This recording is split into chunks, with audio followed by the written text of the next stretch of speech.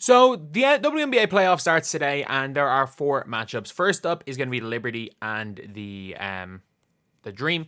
Next game is going to be the Fever and the Connecticut Sun. The following game after that is going to be the Lynx and the Mercury. Then it is the Aces and the Seattle Storm. So I recorded these as 4 separate videos, intending on uploading them 4 different times. But obviously the MVP came out today, and I want to cover that, and I don't want to spam 3 videos an hour. So this is just going to be the one long preview of the first round of the WNBA playoffs. Hope you enjoy.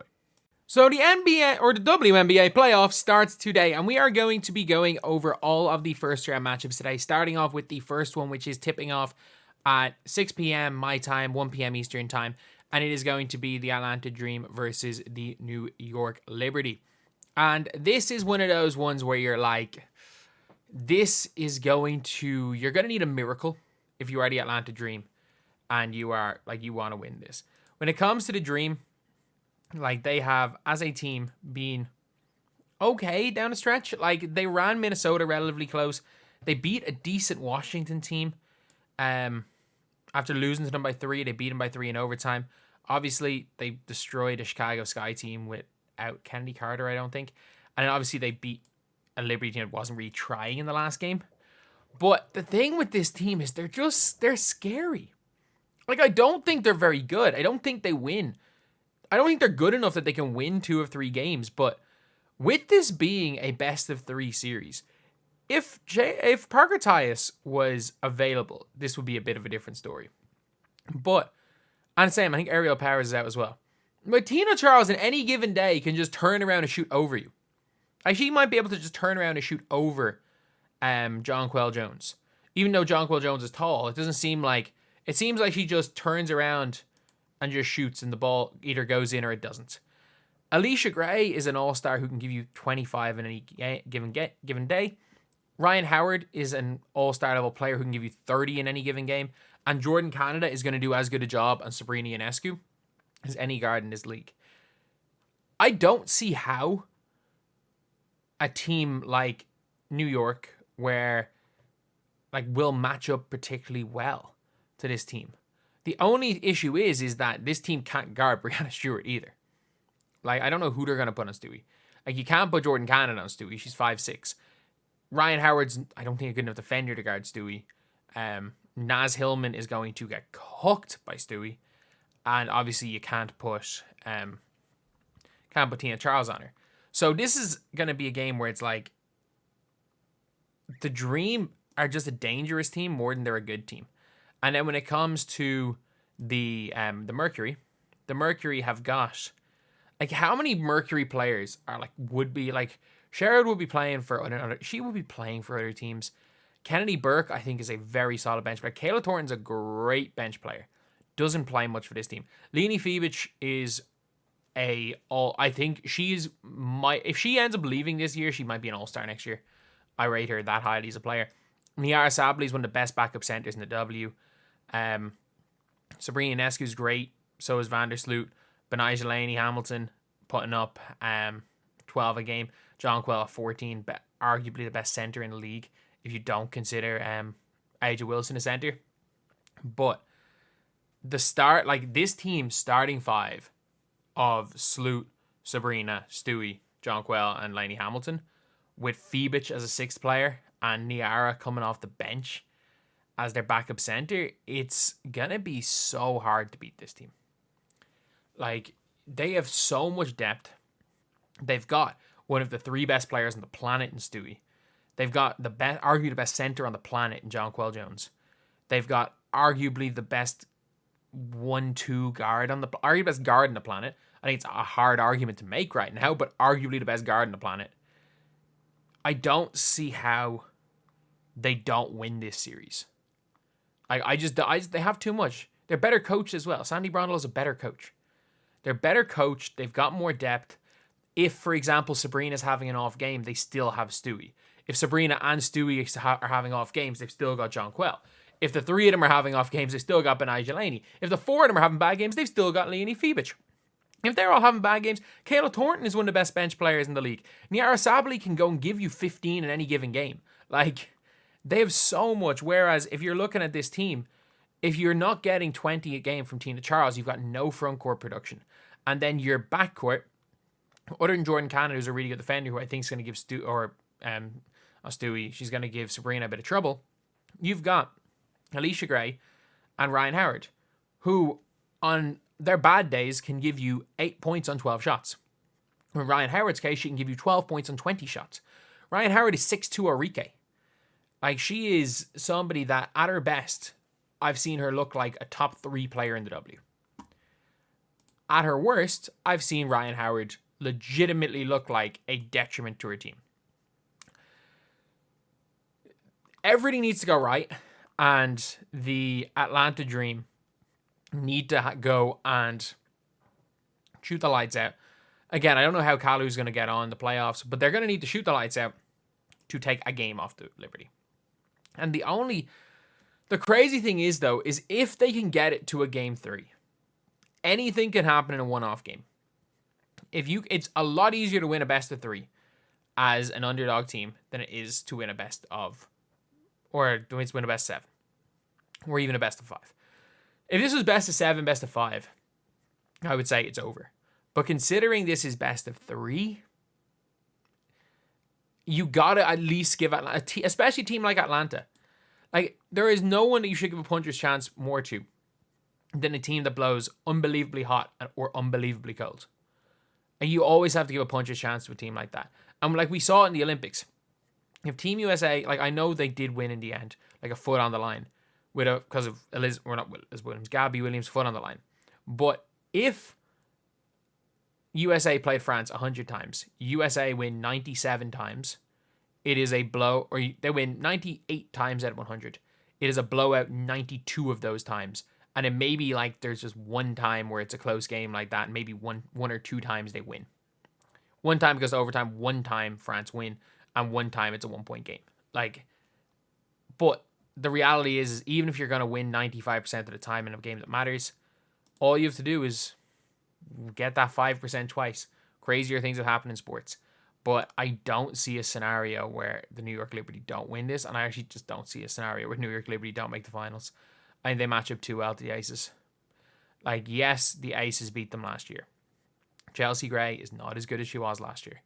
She's not. Like, she's had a game where she looked like somewhat like Chelsea Gray of old. She's not as good. Kelsey Plum's not as good. Jackie Young's been slowing down since the Olympic break. Aja Wilson is still Aja Wilson, obviously, but like, the only chance that realistically I think I even give the Aces if they win, assuming they win in round 2, is if Sabrina stinks it up. And that's the only chance. And you've still got, even if Sabrina stinks it up, you've still got Phoebich and Kayla Thornton who can come in and give you, again, on any given game. Even like a Kennedy Burke, Benijah Lane, he can give you 20 on any given game. They can all give you 15. So I just think this Liberty team has got way, way too much depth. So I would be calling the Liberty in 2 is my prediction. Again, in a best of 3, you got to give any team a puncher's chance, especially a team with a player like Ryan Howard who can honestly win games by herself. She could win 2 out of 3 games by herself, but I just don't see it happening. So today is the playoffs. Indiana versus the Connecticut Sun. This is the game that almost everybody is going to be hyped to see. This is that playoff game. And this is going to be one of the more interesting series. And we saw from ESPN that everyone predicted the Sun to win. And I don't know. I've already given my predictions. Like, this is what I predict is going to happen in the series. I already predicted Indy to win. Like, I predicted Indiana 2-1. I think if Indiana get this to 3, they'll win. So, we're going to take a look at these teams, what the team's strengths are, what the team's weaknesses are. These teams have only matched up once. In that matters. Like, I'm sorry, a game at the start of the year did not matter, especially the first game of the season, or a game, like, they played them basically 3 times during the gauntlet. You played them 3 times during the gauntlet, and during the gauntlet was like, you just don't even consider, I don't even consider that the same Fever team. Celeste Taylor. Like, there is the pre-cutting Celeste Taylor and the post-cutting Celeste Taylor. pre-Dantas, post-Dantas. Like, they were 3 of their 4 games were pre-Dantas. Even though Dantas isn't that big of a factor, just as like a passage of time. But you're looking at this team right here, and they have so many weapons. And if one of Christy Wallace or Katie Lou Samuelson, if them going on a little bit of a hot streak in that last game, results in one of them being able to come in and hit a damn jump shot, great. They win this series. And I mean that. If one of Katie Lou or Christy Wallace can hit a 3. If Katie Lou can average a 3 a game, they probably win the series. If Christy Wallace can somehow come in, even better because she can play some form of defense, they'll win the series. And a lot of people are going to say, oh, this is a series where Temi has to play a lot. But I thought Alyssa Smith was good the last time this team played. I think there's no need to take her out of starting lineup for this game, because like we'll see very early in the series whether or not her head's in it. I will see very, very quickly. If her head's not in it through half of game 1, bench her for the series. But if her head's in it, like, she was good the last time these students played. For the Connecticut Sun, I think they are the most overrated team in the WNBA. And I mean that. The Connecticut Sun started off the season, I think, 11-0. They're 17-12 since then? The Connecticut Sun have not been good since that hot streak to start the season. DeWanna Bonner has been playing worse. Ty Harris is fine. Bree Jones is fine. Like 13-5. I don't know how 12th best player in the WNBA. ESPN said that. Marina Mabry has come in and made an impact, but I don't think she's made enough of an impact for that it matters. Like, I think she's given them good scoring off the bench, but like when all she's done is pretty much she's an insurance policy if DeWanna Bonner's playing badly. That's basically what Marina Mabry is. She's an insurance policy. But again, she's been shooting well. Nelson Adoda is a very good bench player in her defense. And then they got Triple Single as their team leader. I really want Alyssa Thomas to start doing what she did at the end of the season, trying to catch Caitlin Clark for assists and refusing to shoot the ball. Like, she wasn't even looking at the basket for a lot of the end of the season. Like, if she had continued to do what she was doing in some of these games and not even looking at the basket, in fairness, she was good against Minnesota. If she continued to not look at the basket and just poach and just try to farm assists, for those last 2 games, because obviously it did matter. Like, you don't want Indiana. This game here really mattered for the playoff seeding, and they did lose it to a Bridget Carlton Hail Mary 3. But like, she almost went an average of triple single. I think that they are one of the more overrated teams. And I get it. DeWanna Bonner. People are talking about DeWanna Bonner stepping up in the playoffs. Alyssa Thomas stepping up in the playoffs. Man, Alyssa Smith didn't guard Alyssa Thomas the last time they played. She stood under the basket. Like, you don't just miraculously learn how to shoot in the playoffs. You don't just miraculously heal 2 torn labrums in your shoulders for the playoffs. So that is a big issue with her on the offensive end. Again, DeWanna Bonner is great. She's been in the playoffs. She's 37 years old. So it's not going to be the easiest thing in the world. Like, it's eventually she's going to have to start to show a few signs of aging. But this is offense versus defense. I think this is going to come down to, if the Fever can score 80 points, they win. I physically do not think this team is capable of dropping 80 points in Indiana. I don't. But I also think they're capable. The key is this matchup right here. Dejanay on Caitlin Clark. This is the key matchup. Not anything with Alyssa Thomas. If Caitlin Clark can give the Indiana Fever 20 and 7 assists with 5 or less turnovers a game, I'll give her 5 because Dejanay is going to, at least twice a game, Dejanay is going to hack Caitlin Clark and get away with it.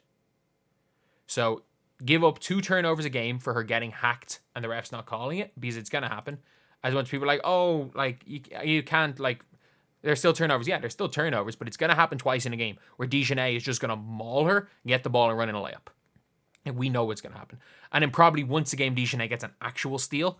So there's going to be 3. She's going to commit probably 3 live ball turnovers a game with just DiJonai's pressure on her. But if DiJonai can match Caitlin Clark's output, as in if she can hold Caitlin Clark to 17 points and 7 turnovers, and even if it is 7 or 8 assists, if she can somewhat match that in like a 15 point, like 4 steals a game, which she could easily average, I can't see Indiana winning. Like, it's going to need a superhuman performance from Kelsey Mitchell in that regard. As far as the matchup when it comes to Alyssa Thomas, I don't think Alyssa Thomas's matchup is as important. I think it's a matter of when, not if, she cheap shots Caitlin Clark, though. I think, touch wood, no injuries for Clark or no concussions or anything. She was 1,000,000% concussed after Alyssa Thomas clocked her in the face the last time. Like, she literally, Caitlin Clark got up and stumbled. Like, she genuinely jumped up. She got up and fell into Aaliyah Boston's arms. Like, she was concussed. Like, there is no question about that. And it's a matter of when, not if, she tries to cheap shot her. So, like, look, we've seen her cheap shot Angel Reese multiple times this season. We've seen her cheap shot Caitlin Clark. She's the dirtiest player in the league. And it is, will the refs have the backbone, or are the refs spineless? Will they chuck her? I would say there's a 40% chance. I'd say there's a 50% chance Alyssa Thomas does something that deserves being chucked from the game and suspended. I think there's a 10% chance it happens. But that is the big thing. I think I can see early in game 1. Alyssa Thomas setting up a screen, clock her in the face again. I can see her doing a Conor McGregor versus Cowboy Cerrone shoulder charge. I can see her pulling off a UFC move. And that is what I'm most scared about in this series as a Fever fan, is I have a weird feeling Alyssa Thomas is going to try to hurt Caitlin Clark. I touch wood, it doesn't happen, but I have a feeling that's going to happen. They are going to rough up Caitlin Clark. They are going to try hurt Caitlin Clark. This team is going to try take out Caitlin Clark. And that's the thing when it came to the Lynx, is like, I don't think the Fever had a chance against the Lynx. And a lot of people were saying like the Fever wanted the Sun. But the reality of the whole situation is the Fever don't match up that well to the Sun either. The Sun versus Fever is all offense versus all defense. The problem is I actually think that this is going to be a series where the Sun try to hurt her. It's the only team that I would say that will go out and do that. But I genuinely think, I don't think DiJonai is going to try to hurt her. I think DiJonai is just going to be physical with her. I think Alyssa Thomas is going to hurt her. And taking bets coming into this series, my prediction is, I want people to leave in the comments what time or at what stage this happens, quarter and game, that DiJonai Carrington chases after Caitlin Clark doing the You Can't See Me. Because it's going to happen. What quarter and what game? I will, if somebody gets it right in the comment section below, I will shout you out. But anyway, that is the video. My prediction, 2-1 Indiana. That is all based on the fact that I think that Game 1, Connecticut win.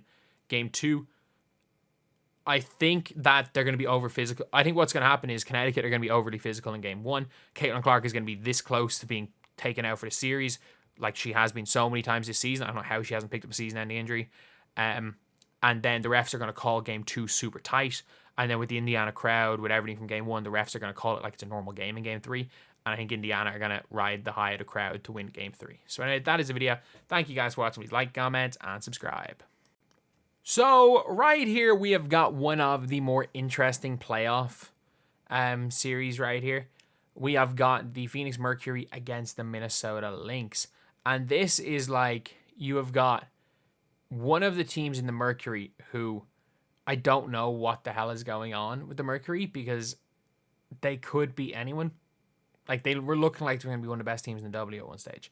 Like, after Brittany Griner came back, and you had Griner, Kat Copper, Beck Allen, they looked really freaking good with Taurasi as well. They looked good. Tash Cloud joining. They looked like they were going to be contenders. And then it just all fell off a cliff once Beck Allen got hurt. Like, that, as soon as that happened, it was like, yeah, GG's. GG's, we quit. We're done. And when you're looking at this roster right here, it's just such a flimsy roster. Like, Beck Allen was a very solid starter. She was a solid starter. What she allowed them to do was she allowed them to bring Sophie Cunningham off the bench. And Sophie Cunningham is a 6'1" guard who is now playing power forward. She's now playing power forward for the team. And the team has got, like, look, you've got Monique Billings, who's a fine bench player. Like, she's okay. I think Natasha Mack has actually been very good this year. I know her stats are like 3.8 and 5 boards. I think she's been much better than her stats suggest. You've got, I think, Herbert Harrigan sometimes gives you something. And Celeste Taylor, again, she can come in and play a role. She's still not doing much, but she can come in and play a role and be fine in that role. But the problem is, again, with Celeste Taylor is she can't shoot a lick. Like, Celeste Taylor is, what's that, 11, 14. She's one of her last 14 3-pointers. And in that process is airballed multiple and thrown one off the side of the top of the backboard. I've never seen someone hit the top of the backboard from three. I've seen him hit the side, not the top. She really can't shoot. But this is all, for me, it's all really going to come down to, there is one specific player that's going to come down to, and it's Brittany Griner for this team. The Lynx will not be able to guard Brittany Griner. It is just, can Brittany Griner do more positive on the offensive end than negative she does on the defensive end? Because this Minnesota Lynx team is superb. They are my favorites to win the entire championship. I got Lynx in 5 in the finals, but they are my favorites to win it. Like, when you can afford to not play Diamond Miller, like, that shows how good you are. Like, you can see, anytime Diamond Miller, like, she had 20 points in the last game, or 8 points in the last game. When Diamond Miller plays, she's good. She was really good last year. But you've got one of the better bench guards in the league in Heidemann, who is going to, again, just cook. If she ends up being guarded by Taurasi, she'll cook Taurasi. You've got the best power forward off the bench in the W, in Maisha Hines-Allen.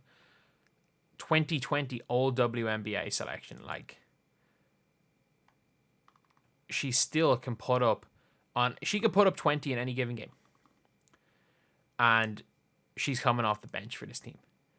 Like, the problem is, again, the Mystics had just a lockdown power forward with Shakira Austin, Aaliyah Edwards, Sika Kone. They had a lot of players, and you could get something for Maisha Hines-Allen. So they made that trade. I don't know why. Actually, I kind of do know why Indiana didn't make that trade. They would have just had to give a power forward back. They have too many as well. Bridget Carlton, probably going to win most improved player. But if you just look at these teams' averages, like 10.1, 11.1, 15, 20. So it's really well-rounded scoring for this team. And the way they play offense is so nice. The most important player for this team is Alana Smith. She is the most important player for this team. Is she the best player? No, that's Fee Collier. She's the most important player for this team. This team does not function without Alana Smith on the floor. And that's the thing where it's like, she can spread the floor a bit. She shoots decently enough. She shoots well enough that you can't leave her wide open. And she's going to be a matchup for Brittany Griner. Again, Brittany Griner has got that 5-inch height advantage. Alana Smith is playing center. Probably her play style at times is more like a guard than center. But she has to play that center position because this team doesn't have a real center. And not even doesn't have a real center, don't have a center, period. But she's playing that role, and she is that kind of connective piece that should be in the conversation for all WNBA this year. Again, Bridget Carlton, the way she's like arguably the best 3-and-D player in the entire league. Man, that 2019 draft is so stacked. Like, is that the best? That might be the best draft of all time. Bridget Carlton and Marina Mabry in the second round. And then it was like first round. Geez, what was the 2019 WNBA draft? Like, this has to go down as the best draft ever. As far as just overall talent. Like, you got Jackie Young, McCowan's pretty good. Katie Lou's a fine player. You had Arike, Nafisa Collier, Kalani Brown is fine, Alana Smith, Ezzy Magbagor, not a fan of Bree Turner. But then you go into the second round, you got Sophie Cunningham, you got Megan Gustafson, you got Heidemann, you got Marina Mabry, you got Kennedy Burke, you got Bridget Carlton. I mean, Katorla didn't go to the W, but she's a serious player. And then nothing. Or Leah Rue, even in the third round. It's very rare anyone's good in the third round. I mean, that draft is stacked. But yeah, so this team's just got so much. Even like you has, when she comes on, can do something, can do a job. Kayla McBride can come on and do a job, or not come on and do a job. She's one of, as far as true shooting percentage goes, she's the best guard in the W. Fee Collier as like MVP, unfortunately came up a bit short. Depoy Collier should be a thing, and Elisa Pili won't play. Like this is a team where it's like, as a Fever fan, I'm like, yeah, we should try sign Xander Lassini next year, because I think she's a restricted free agent. They mightn't be able to afford her, but it's like she's a player that I think could suit Indiana. But this whole team, like I get it. Imagine, just hypothetically, imagine putting Caitlin Clark, if they don't have Courtney Williams, and imagine putting Caitlin Clark in this team. Just imagine a scenario where like Caitlin Clark plays for the team she grew up idolizing, with Cheryl Reeve coaching her, with Fee Collier, Kayla McBride, Alana Smith, Bridget Carlton. Like that is the guaranteed champions. Oh man, this team is so good. They're so good. I don't see how the Mercury win a game. Like the only chance is if they just miss. Kat Copper's has been slightly quieter since the Olympic break. I think that Natasha Cloud's a very, very good defender. She's just a very good player, period. It's gonna take Taurasi playing like prime Taurasi, which is not gonna happen. It's like you're gonna need between Taurasi, Copper, and Griner. You're gonna need 60 points a game from the three of them. You're gonna need 10 a game from Cloud and Cunningham to get that up to 80. And you're gonna probably need 8 points from the rest of the team, which is not gonna happen. The Minnesota Lynx, with the way they play offense, with the way they move, with a starting five with Courtney Williams, Alana Smith, Carlton, McBride, and Collier, with off the bench, you've got you could Heidemann, Xander Lassini, you has Heinz Allen and Diamond Miller. Like that five would beat the Sparks. They would beat the Sky. Like that five would beat the teams, the bottom feeders. Too much depth, too much talent, too well coached. Minnesota in 2. So the final playoff game or series is going to be the Seattle Storm against the Las Vegas Aces. I've already done playoff previews for all of the other series, and this is the one that a lot of people are most excited for, because basically they had a historically good playoff series 2 years ago, but these are not the same teams. Stewie does not play for the Seattle Storm anymore. The Chelsea Gray of 2022 does not play for the Aces anymore. Sue Bird has retired 2 years. This is a brand new Seattle team, and this is a effectively brand new Aces team. As great as Aja was, she was the MVP. They are way more reliant on Aja Wilson now than they were back in the day. But this is a series that I was very, very close to. Like I went back and forth in my own head on this series. Ezi Magbagor being out is huge. And I mean that. Ezi Magbagor, for me, is the best defensive player in the WNBA as far as interior defense.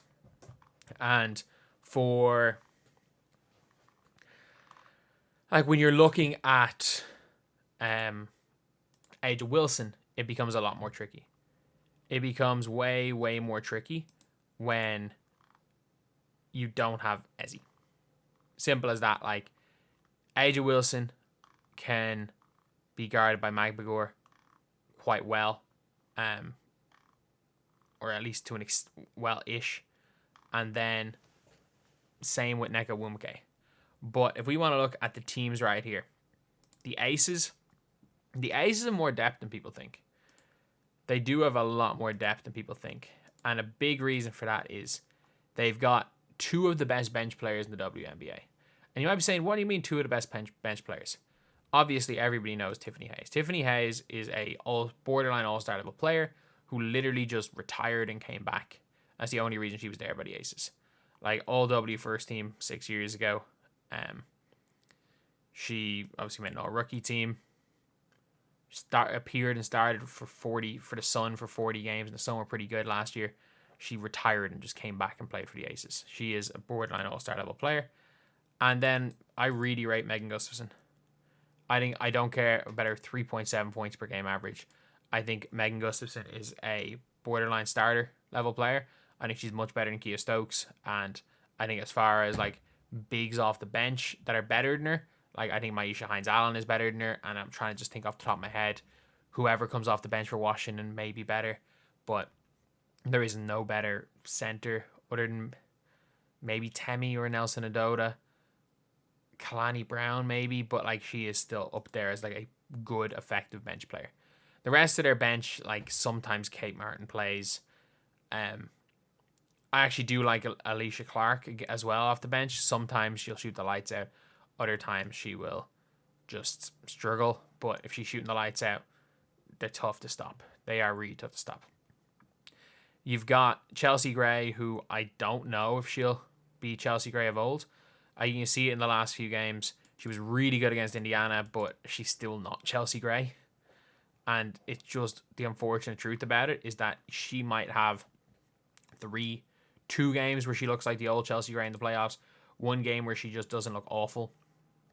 But I just don't believe that the pre-injury Chelsea Gray form is there. I don't think she has the lift in her jump shot anymore, especially with the way she shoots the ball. She needs a lot of legs in that. I don't think she has that lift anymore.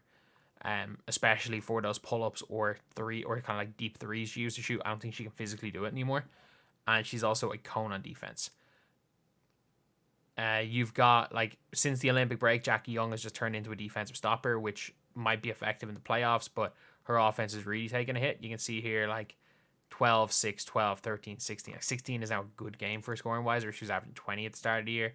And they are lucky in a way that Kelsey, their form does tend to go where Kelsey Plum goes. The better Kelsey Plum plays, normally, the better this team plays. And then you've got A'ja Wilson. And A'ja Wilson, obviously MVP. I hope that this team is not as heavily as reliant on A'ja Wilson in the playoffs they have been during the season. I think it's been to the detriment of this team. I think the more points A'ja Wilson scores, at times the worse the team looks. The more shots she takes, the worse the team looks.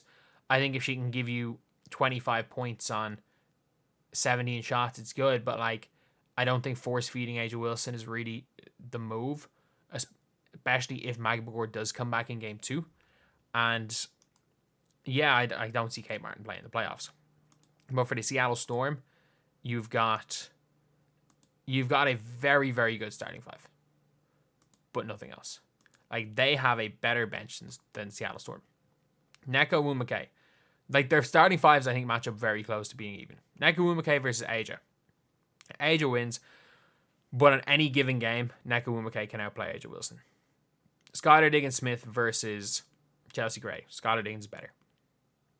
Ezzy Magbegor versus Kia Stokes. When Ezzy Magbegor plays, Magbegor is much better. Mercedes Russell versus Kia Stokes is an even matchup. Gabby Williams versus Jackie Young. Jackie Young wins. Jewel Lloyd versus Kelsey Plum. I think that's the real matchup. Jewel Lloyd has got to be Jewel Lloyd and not the Jewel Lloyd that played this year. As far as the bench are concerned, like, I think Jordan Horson's really good. I think you can bring on Jordan Horson to guard Kelsey Plum. I think Gabby Williams is probably going to take the assignment of Kelsey Plum. In fact, you got 2 really good defenders.